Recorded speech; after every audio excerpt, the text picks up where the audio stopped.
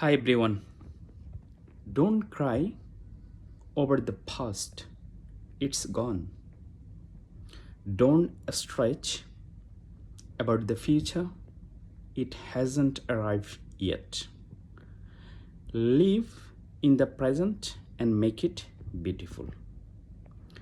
অতীতকে নিয়ে কান্নাকাটি করবেন না, কারণ এটা তো চলে গেছে, এটা আর ফিরে আসবে না। ভবিষ্যৎকে নিয়ে হতাশায় ডুবে থাকবেন না, কারণ এটা এখনও আসেনি।